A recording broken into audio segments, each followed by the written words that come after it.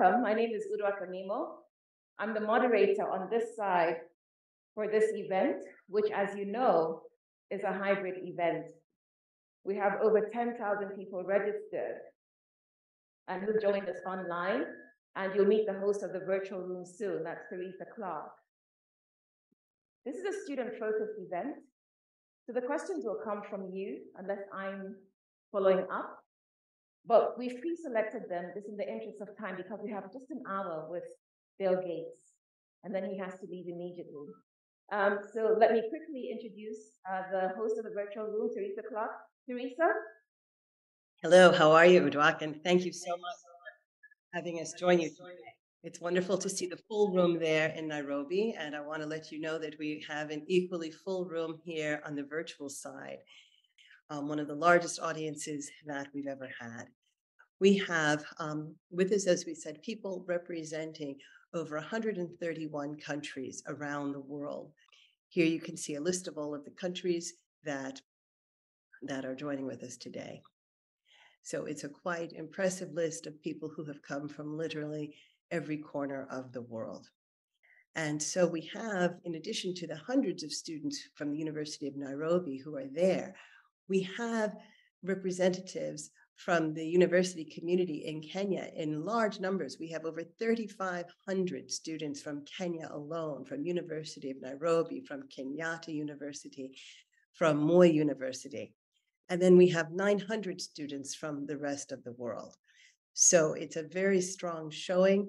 We'd like to also thank the Aspire Institute for sending its students throughout Africa and India to join us today, and Professor Kara Makani of Harvard Business School, who has been instrumental in that. We'd like to welcome the students from Lehigh and Professor Kira Mendez's students from there. We know we've got Fred Swaniker in Africa Leadership University in the house. Thank you for joining us. And especially Dr. Henrietta from Lagos Business School. Thank you for the good representation we have from Nigeria. This is an intergenerational audience.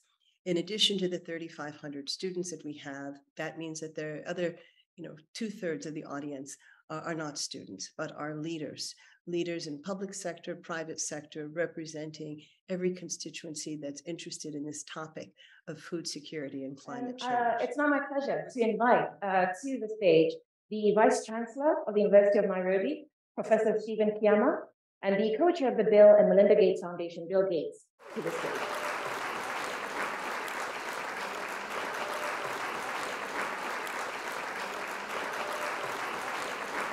Thank you very much. If you want to take your pictures, take them now, and then no more pictures. In the meantime, you've been being entertained by the choir from the University of Nairobi, and they're here on stage to sing a couple of anthems for us: the Kenyan National Anthem, the East African Regional Anthem, and the University of Nairobi anthem. So, ladies and gentlemen, please rise.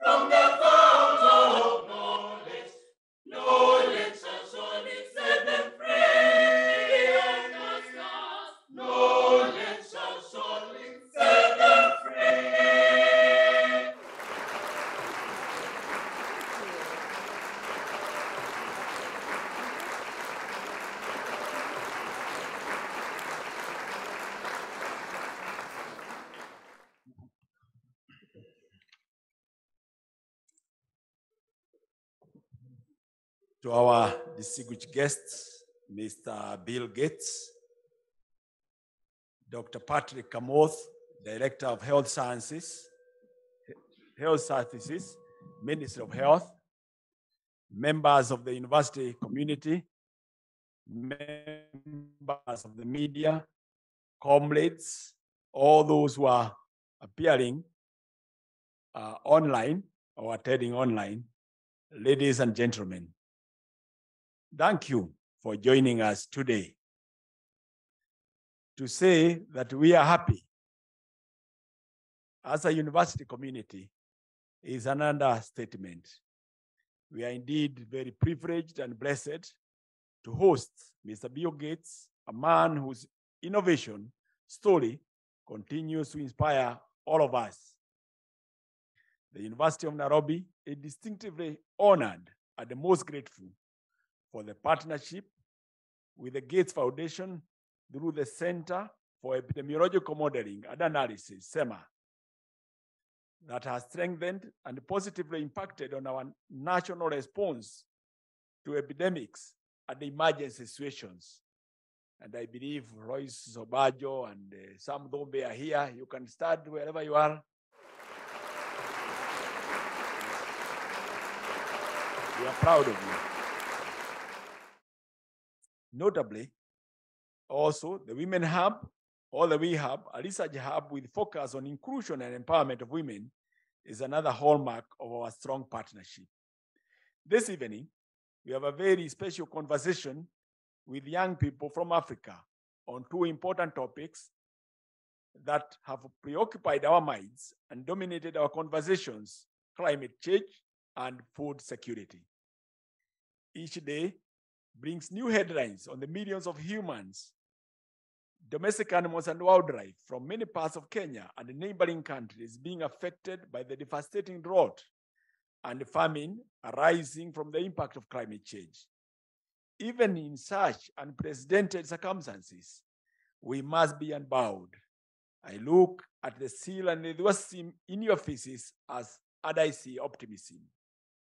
The continent is full of young and brilliant minds that, given the right environment and support, can bring solutions to the persistent food insecurity in the continent. That's what our conversation today will be about. But before we dive in, I would like to welcome our special guests who will be joining us for this conversation. Let me introduce Mr. Bill Gates to you.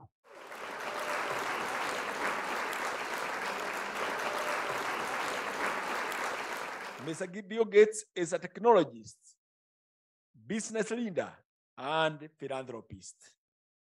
In 1975, he co-founded Microsoft at the tender age of 19 years. Today, he is a co-chair of the Bill and Melinda Gates Foundation, where he has spent more than 20 years working on global health and development issues. Mr. Gates is visiting Kenya for the first time in many years, and his foundation has been instrumental in working with African organizations to improve lives through work in health, agriculture, gender, sanitation, and more. Some of those organizations are represented here in the room, and the others are attending virtually. Let me also acknowledge and thank all students, partners, and guests joining us in person and virtually. I very much hope that this will be an enjoyable and fruitful conversation. I now welcome Mr. Bill Gates to make his remarks. Welcome, Bill.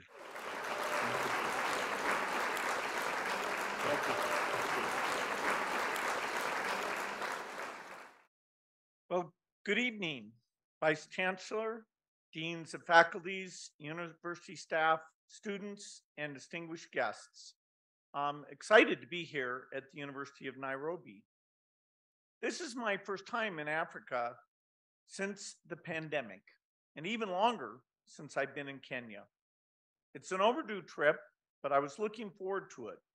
It's so important to meet people doing the real work, to go to the health clinics, to go to the farms, and understand how people are dealing with today's challenges. There are a lot of challenges. In fact, if you just look at the news, you'd think the world is overall getting worse. And there have been setbacks. The COVID pandemic was terrible, not just for health, but for education, for depression, in many ways that we're still paying the debts that we incurred during the pandemic. Now we have Europe with its largest war in over 80 years. And we also have an economic cycle that has many countries, including many in Africa, facing significant fiscal constraints and serious financial challenges. And we're still creating trouble. We're still pumping carbon into the atmosphere at record levels. And of course, the countries near the equator, including Kenya, are among those the most affected, even though they've done the least to cause these climate changes. Just to give you a sense, if you thought of the world's carbon emissions as all fitting into an Olympic-sized swimming pool, Kenya's emissions wouldn't fill it up to 2 millimeters. And still, climate change is here. I heard about it from the farmers I saw, and it's clearly in the weather data affecting East Africa. I was out in Macoina County, and I did hear from Mary, who talked about what drought has done and how she's had to shift the way she plants and even the plants that she grows. But she had a very optimistic tone. She took me out to her field and showed me the innovations. She's planting in a different way, and she has very innovative livestock, both chickens and cows, that are giving uniquely high productivity to her. Innovations like her drought-tolerant seeds and improved indigenous chickens are a product of years of research and development, some of which has been led right here in Kenya. It was a good reminder, listening to her, that although we have challenges, and they are persistent challenges, we are capable as humans of having the ingenuity to solve these problems. Many of you in this room are undergraduate students, so you're born at a very exciting time, a time of great opportunity and a time of great need. When I was your age, I knew nothing about global health. I focused my first career entirely on work in software. And it was only as I got into my 40s and I was thinking about giving back that I started to learn about health statistics, learning about how over 10 million children under 5 died every year and how little was done to prevent that. In Kenya, around the turn of the century, that number was over 10%.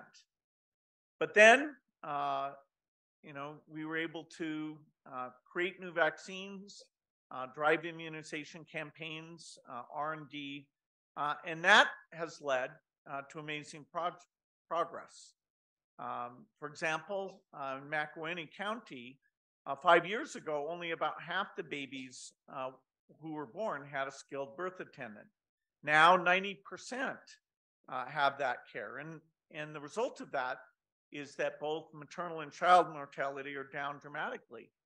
Child mortality is down to half of what it was before. And I think that's an amazing statistic, since it shows what we can do when we focus on equity and bring the best science to bear. Most kids are surviving. In fact, as we reduce malnutrition, they're not just surviving, but also thriving.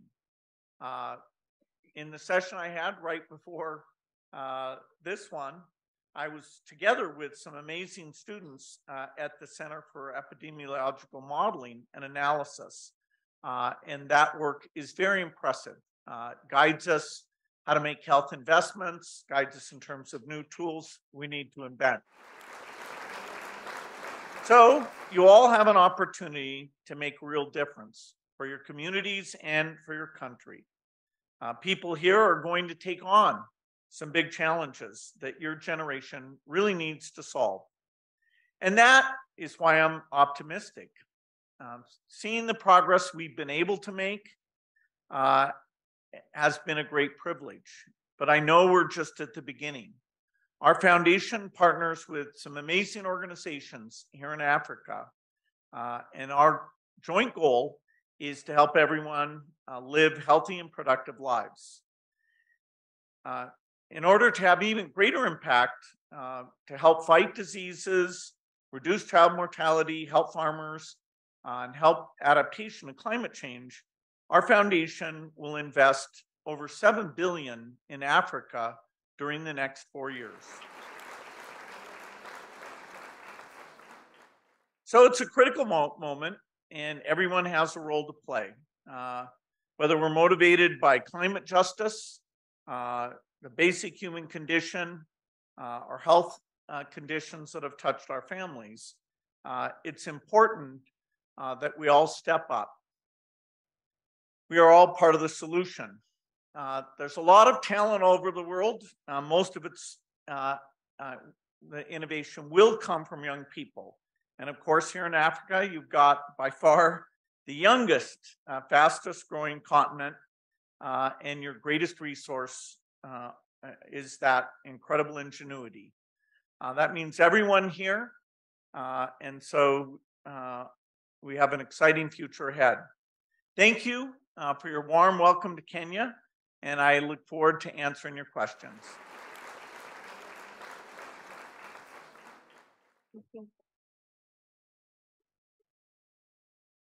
Thank you, Bill. You covered quite a bit.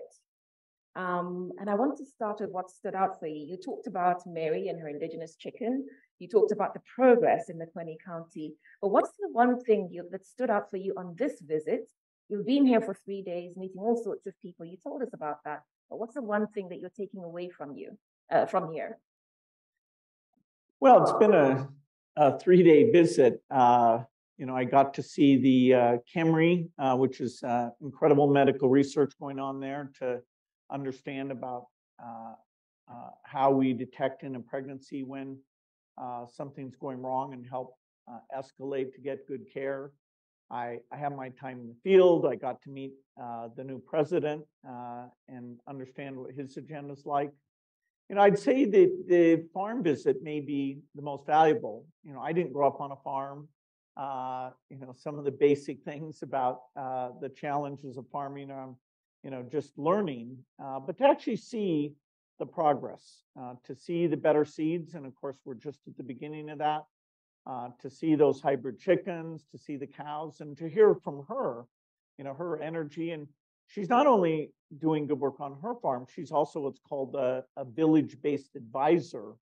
And so she's adopted like 20 of her neighbors, and she shares advice with them as well. And so, getting out the new weather data information, the price data information, what varieties are available. The digital world actually has application even on the farm. Okay, thank you. And so the broad context of our conversation is climate change and food security, and the intersection with young people. But we're also talking as the climate change talks, COP27, are taking place. You talked about your first career in tech, but you are Bill Gates. Everybody here wants to grow up to be like you, both in terms of wealth and in terms of social impact. And so, am I lying? Mm-hmm. I'm not lying, right? And so in terms of guidance to the young people who are so excited to be here with you today, what guidance would you give them in terms of career choices, in terms of responding to the challenges facing humanity today? Well, I think, you're lucky to be a student at a great university. My success, although I didn't finish my degree because I was kind of in a rush. But you would encourage them to finish their degree. I do. unless you have an idea for a total breakthrough company that can't wait, there we go. Then I think it's good to finish your degree. I'm still a student. I mean, I take more online courses and try and understand all the new things, including what's going on in medicine, because the foundation does so much work there. I stay up to date on computer science because the digital tools are going to be super important. So I think being curious, learning the sciences. So much of the innovation will come from the sciences, and it's great to see Africa with a generation of scientists that will very directly, address the needs that are here. I did not expect to build, a wildly successful company. There's a piece of luck in that, but I will say that learning and taking your knowledge and seeing it have positive impact on the world, that's been very, very fulfilling, whether it's seeing the software get out or now my work in the foundation in both health and agriculture. So, we can all understand today's problems and think about them in a new and different way. Okay. Students, we are the hosts here. So as the hosts, we're going to cross over and allow our guests to ask the first question to Bill. So Teresa, you've got some questions. Bill, we have over 10,000 people from 131 countries who tuned in virtually for this conversation. So Teresa, what questions do your students have for Bill? Thank you very much, Uduak, and hello, Bill. It's nice to see you again. Thank you very much for inviting us to be a part of this and to expand beyond the hundreds of people who are in the room there to the 10,000 people who are joining us virtually on the various platforms on Zoom and Facebook, et cetera. So thank you very, very much for allowing us to participate in this way. We've had a lot of questions around innovation. We've had many students from the Aspire Institute have asked these questions, as well as the 3,500 kids from Kenya have been focused on agricultural innovation in particular, and wanting to understand how agricultural systems can improve the resilience of smallholder farmers to adverse effects of climate change. And they also want to know specifically what the foundation is doing to fund innovations to help grow food security. Yeah, so one of the greatest events in human development is what was called the Green Revolution. And as world population was growing during the 1960s, there was a serious concern that it would lead to hundreds of millions of people starving, basically kind of a Malthusian outcome where population growth would outrun the ability to grow food. And there were people who wrote books who said, "Hey, this is." There was one called the population bomb. Talked about that. In fact, Norma Borlaug, working down in Mexico to avoid wheat diseases, figured out how to grow what are now called the Green Revolution cereal crops. He himself worked on wheat, but also maize and later rice. And the productivity was more than doubled. And so that actually calories went up during that period where people thought that we'd fall far short. Now we find ourselves again in a challenging situation. We still have population growth, but we also, in addition, have the challenge of climate change. And the original Green Revolution was really only for the three cereal crops and didn't fully address all of the African ecosystems. We also know that as we did the Green Revolution, some of the use of fertilizer there did create environmental problems. So, we know that overwhelmingly that was a good thing, but we need a second Green Revolution, this time one that is much more environmentally friendly and that addresses far more crops, particularly for the ecosystems throughout Africa. We're very lucky that plant biology is the same as human biology. So all these tools to do sequencing and understand genetics apply equally well to plants. And so being able to understand how do they resist disease, how do they grow more, even the basic mechanism of photosynthesis and how we might be able to make that more efficient, we have at hand the science to improve agricultural output, even in the face of tough weather. The Gates Foundation supports this by funding what we call the CG system. That's the global set of institutions that improve seeds. Norma Borlaug worked in Mexico at CIMMYT. Actually, the head of CIMMYT now, because they have a branch here in Nairobi, is based in Nairobi, and I met with him yesterday as part of going over to the Kenyan-based agricultural institution, CalRoad, that's doing great work on both crops and livestock. And because of getting more resources to the CG system, we have new seeds coming along. Now we need to do even more. If you really want to help people avoid climate adaptation, agriculture is the biggest part of that. And so what we should see is a dramatic increase in all agricultural innovation. That leads to the next question, Okay. which has to do with the place of young people in the second green revolution that you're talking about. And that question comes from Purity. Purity, where are you? Wait, can we get a microphone to Purity, please? So Purity, tell us your name and your university. Thank you. My name is Purity Jangaya. I'm a student at the University of Nairobi studying computer science. Yeah, my question was about, are there climate change projects that involve students? And if there exist such projects, how can students in Kenya, university students from Kenya, be involved in such programs? Yeah, so the agriculture, there are many opportunities. For example, now we have satellites giving us relatively constant imagery. We can look at moisture, we can look at plant growth, and we can understand weather systems. So we can understand current conditions, and we can make far better weather forecasts. We can gather digitally the pricing information.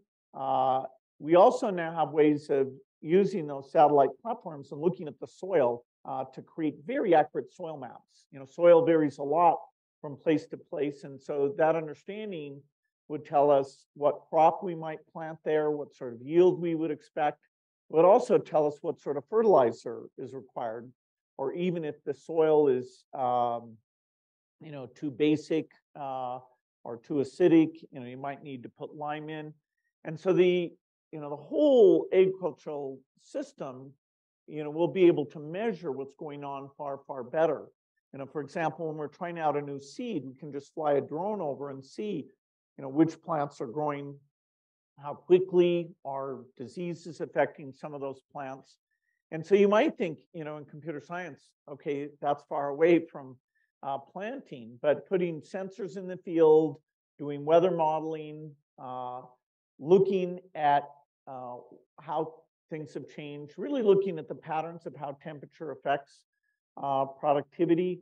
We can come up and be a lot smarter using the limited resources we have.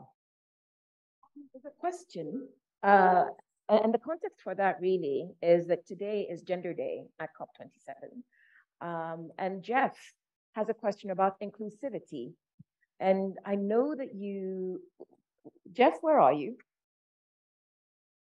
We could get a microphone to Jeff. Thank you. Please go ahead with your question. Okay. All protocols observed. Good evening, everyone. So my name is Jeff Karanja. I'm a student here at the University of Nairobi.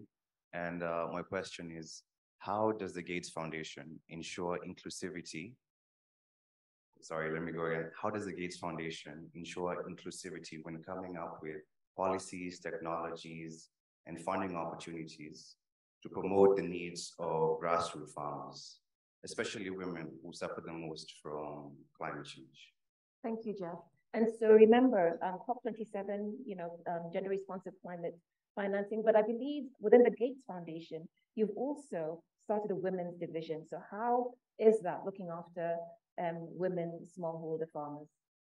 Yeah, so we have a dedicated gender group that's run by a brilliant woman, Anita Saidi. But a lot of the foundation's work, when you work on maternal health, our women's anemia, which really affects their health in a very negative way, those are essentially women's issues.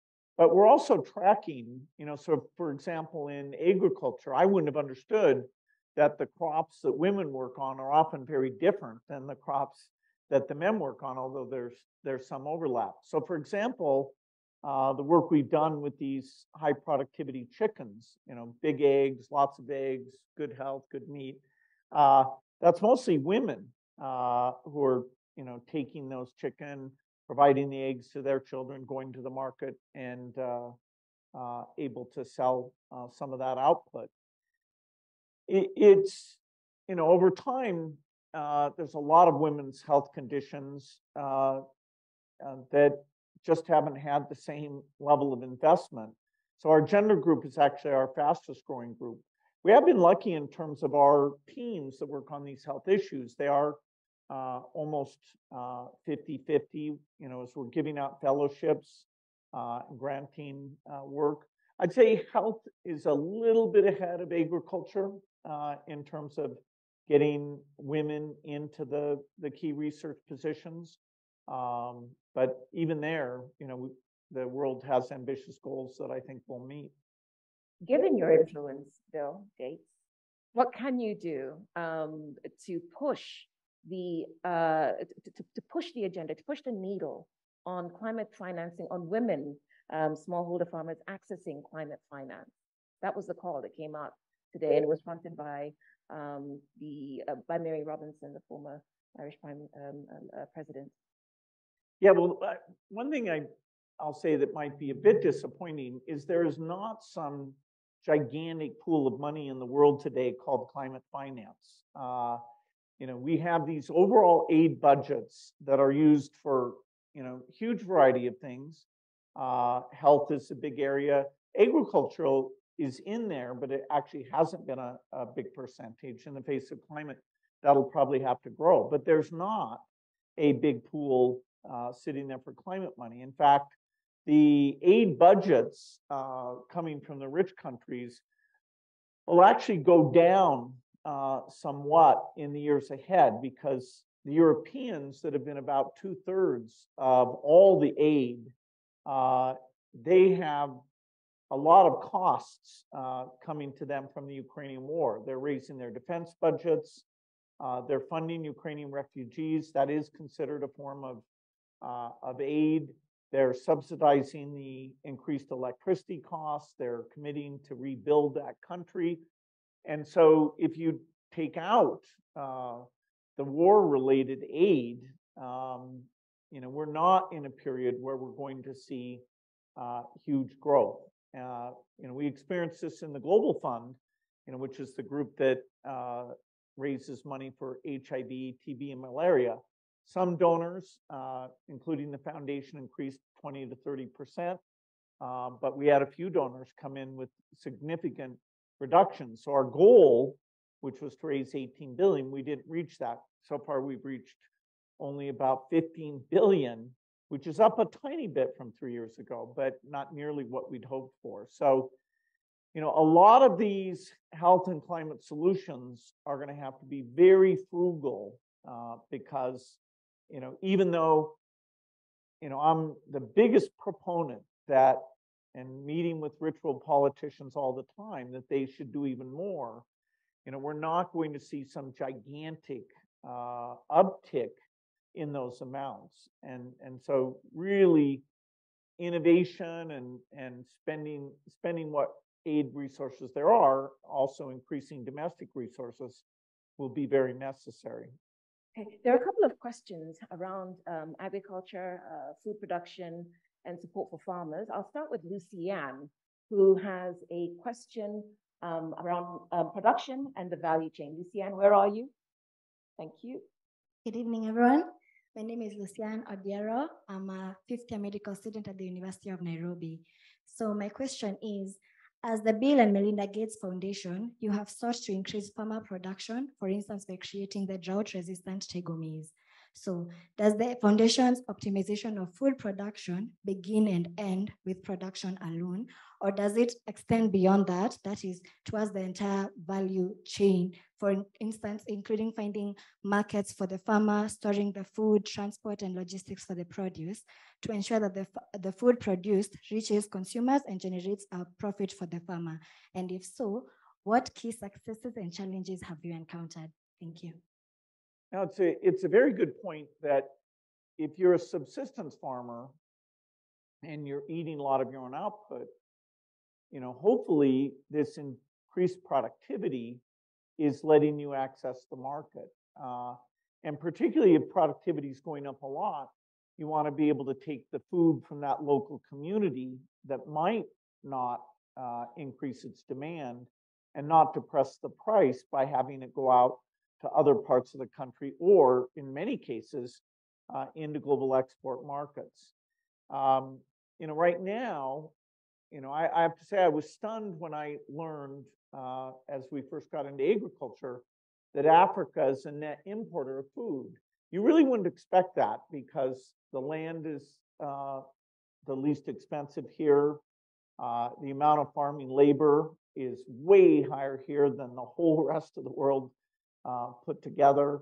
And yet, it's a net importer. And the reason for that is a combination of the low productivity per hectare and exactly the point you're making, which is that if there's no roads, it's not only hard to get the inputs in, but it's even harder to get the output out.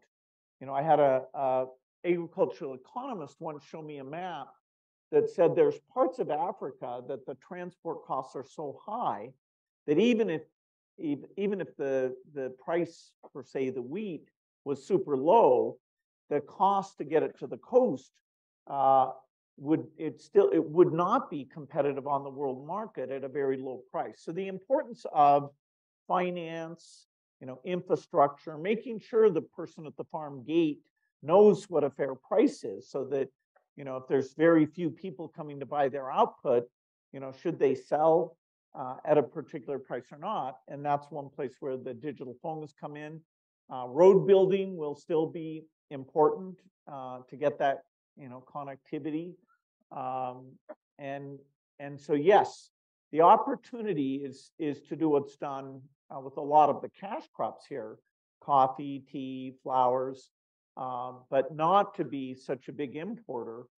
So when world food prices go up, it shouldn't be a bad news for Africa, although today it really is. And of course, the Ukraine war, not only are food prices going up, but you have fuel, you have fertilizer, all of which are part of that cost structure for the farmer. Let me push back on that, because there are people who would say that in addition to everything you've outlined, it's also just the historical injustices, in terms of trade systems and international policies that do not favor African farmers in, say, the way American farmers have traditionally, or European farmers have traditionally enjoyed protection, subsidies, and other legal mechanisms from their own governments. Yeah, I mean, in general, in rich countries, farmers are subsidized. That's a political reality. I'm not a farmer, but it's a fact that there's some subsidization that takes place there. There have been efforts to try to not have that price distortion affect Africa much, and there's only a few crops where it's really made the difference. That is where Africa could have exported. But you're right, it's not. There's many unfair things in the world, and that's one of them. So we have a question, and there's several questions like this, but these have to do with climate change mitigation, action, and historical responsibility. And I will call on Nicole. Nicole? Oh, it is you, Nicole, the super intern. You could get a mic to Nicole, please. Good evening. My name is Nicole Chapto. I'm a student of Public Relations and Communications Management at the University of Nairobi.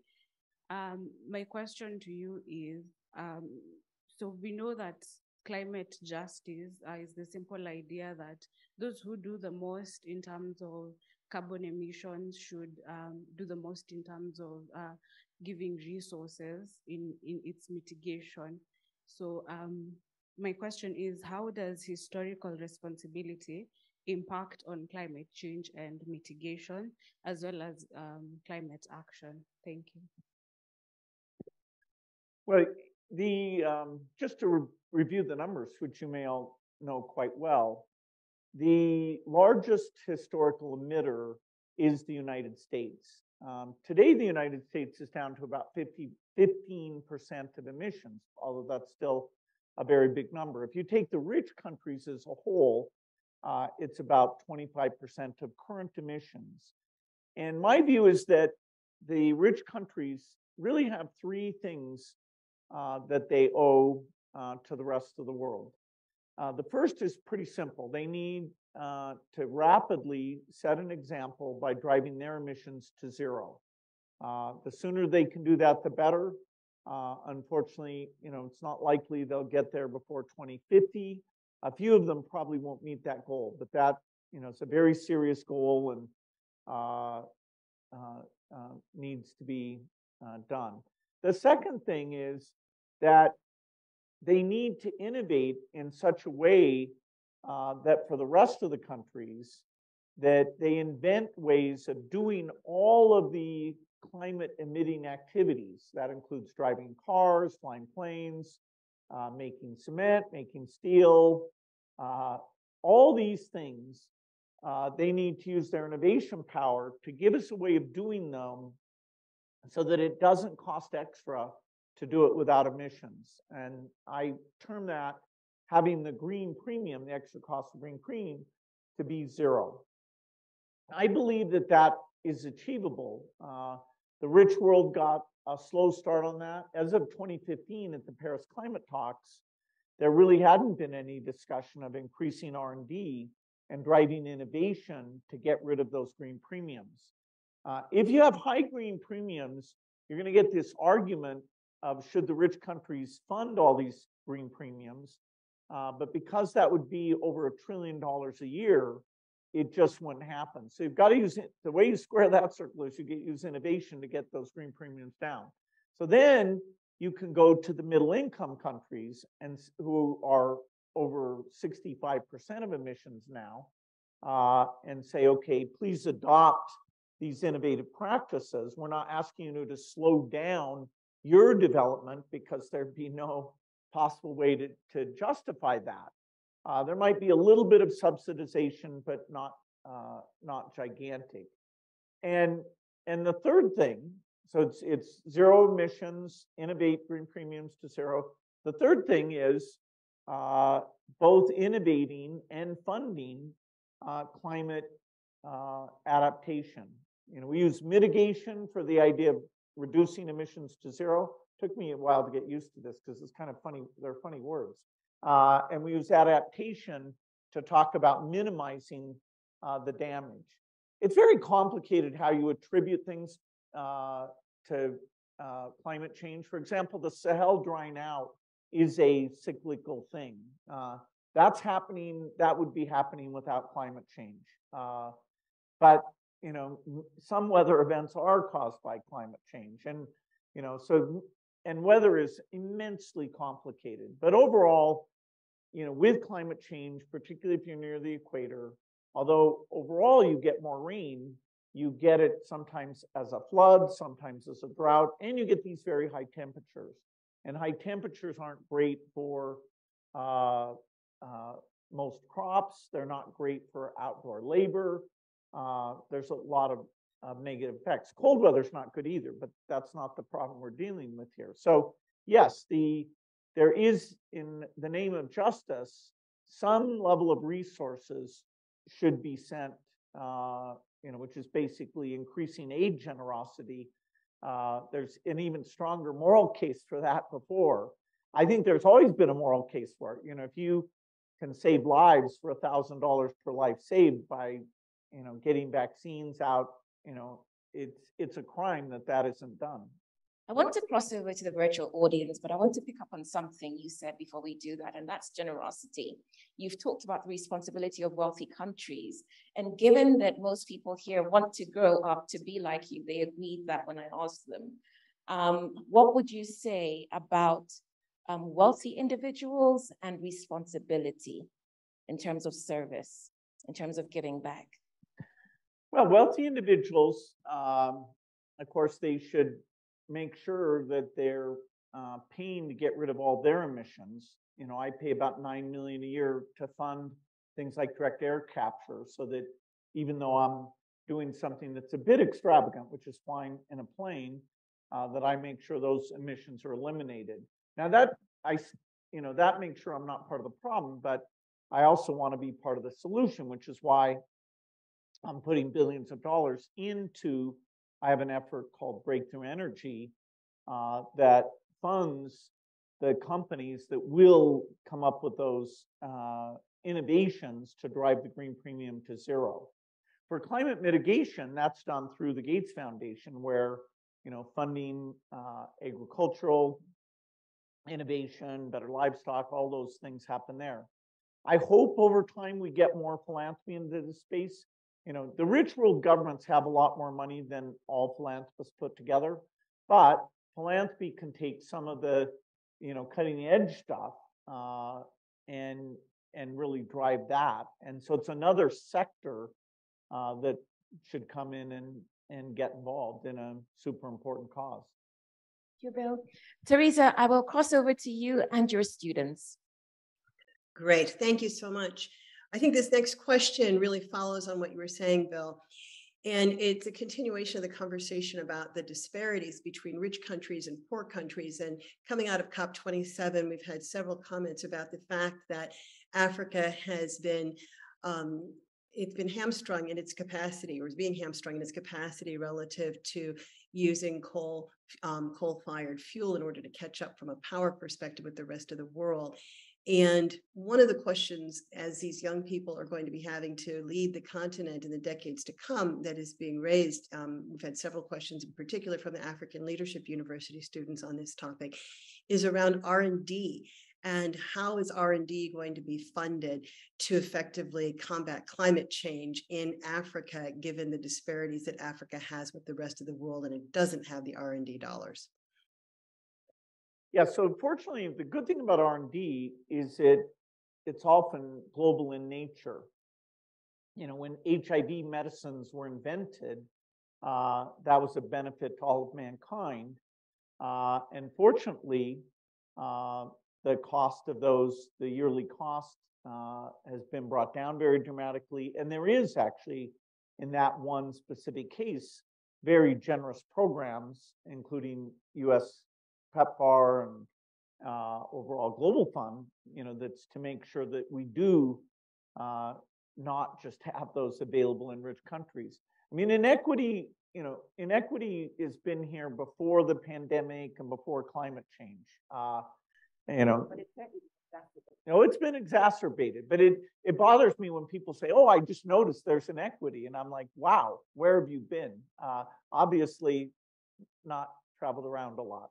Or you were on safari. But anyway, so yes, the argument for justice is very clear. On R&D, it's great that solar panels have gotten very, very cheap. That will continue. There's ways to double their efficiency without the cost going up. It's great that we've got onshore wind and offshore wind. I'm very hopeful that we make breakthroughs in geothermal. And Kenya actually happens to be in a great location, so that if we can make a breakthrough in geothermal, would be very advantageous, because what we would do is use the wind and solar when that's operating. And then when you have the periods, at night or in cloudy conditions, then you would ramp up the geothermal, because with electricity, you don't just want electricity some of the time. If somebody builds a factory or, you're running a a process. You want reliable electricity. So I think East Africa, between the hydro resources, geothermal, wind and solar, the R&D is going to get the cost so that you can get your increased electricity, which of course you need dramatically more electricity per person than you have today, that it will be achievable to get that in a green way without paying a huge premium. The way this transition is handled, that some countries should be allowed to use their gas resources, that's very complex. Rich countries should get rid of all use of hydrocarbons as fast as they can, and most middle income. But we still need hydrocarbons, and should the financing be cut off for that, and how do you manage that transition? I'd say that's an area where I'd be more on the side of, hey, the people who are less than 3% of emissions, the deadlines for them should be very different than for the rest of the world. Appreciate that. We're almost at time, but so Teresa, let's squeeze in one more question from your audience. All right. On that point, there's a number of questions around young people and how young people can learn more and be more engaged around climate change in Africa. There's those who are in the room here, but it still is a topic that many young people in Africa don't know much about. What can be done in that regard? Well, climate change is a very complex topic. That makes it really interesting. So we're all going to have fun learning about it. But, it involves weather. The basic idea is that the carbon is reflecting the heat back down to the surface of the earth. So you're capturing more and more heat, which is why they call it the greenhouse effect. How quickly we heat up, there's some uncertainty about that. There's a lot of uncertainty about, as you heat up, what are the ill effects, and so we have to worry that it could be on the bad side of that. Of course, we're very adaptable in terms of the plants crops we plant, and things of that nature. Ideally, you get enough resources so that things like air conditioning are available. Now that uses more electricity, which you've got to make sure you're making in a green fashion. There's a lot of great educational material on climate change, and everybody should have some knowledge, because whether you go into health or government policy or helping in the agricultural sector, this is going to be sort of a defining issue of this time. As a young person, you can invest in yourself and your own understanding so that you can be part of the solution during your working years. They've been told. So look, we're closing. And before we go, Bill, I'd like to get your reflections. If there was a magic wand with youth at the center of innovation for food security and climate change in Africa, what problems would this magic wand solve? Well, one of the great tragedies, I mentioned that we've reduced, the world at large has reduced childhood death and cut it in half and down to 5 million, and that I think we can cut it in half again and then cut it in half again. And by the time you do that, you have equity that almost every country is like at 1%. So it doesn't matter where you're born, you're not at some huge additional risk. So that would be a wonderful milestone. The thing I didn't talk about, which does touch on climate change, is nutrition. And so in many countries in Africa, over 30% of the children, when they grow up, because of food deficits that they had growing up, neither their full mental capabilities or their physical capabilities are developed. And that's an unbelievable tragedy. I once said if I had a wand and somebody said I could cure any disease, I sort of surprised them by not picking, HIV or whatever. I picked malnutrition, and because it destroys so much human potential. And fortunately, we are making great progress by looking at the microbiome and understanding, okay, what happens in terms of the gut inflammation that causes kids to get off that growth path. And, they're understanding it. When I was over at Kemery, we were looking at the trials that are being done of literally altering the microbiome in a way that you don't get that malnutrition. So, my wish list is pretty long, but I think, doubling photosynthetic efficiency to get crop productivity might make it up to number 2. Clean source of 24-hour energy like cheap fusion, although that's maybe a long way off. I've got a pretty big wish list, but I guess I'd put malnutrition right at the top. And so look, we're at the end of this, but not quite. So I'd like to thank you all for your very thoughtful and insightful questions and your participation. I took out my phone, Bill, because we're going to selfie. But Teresa, I'm sure your virtual audience would like to say something to Bill as we wind up.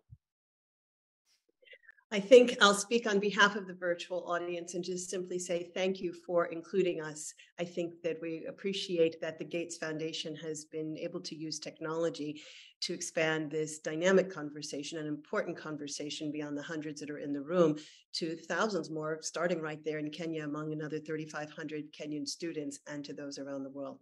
Thank you for the conversation. Thank you.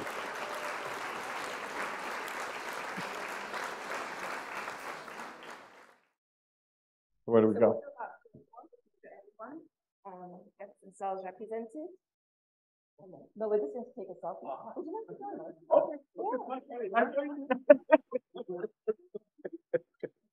There we go. All right. On here. All right. You guys want to be in this selfie? You're all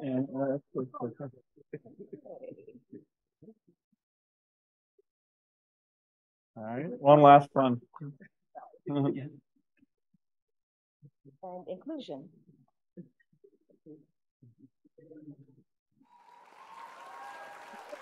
And thank you.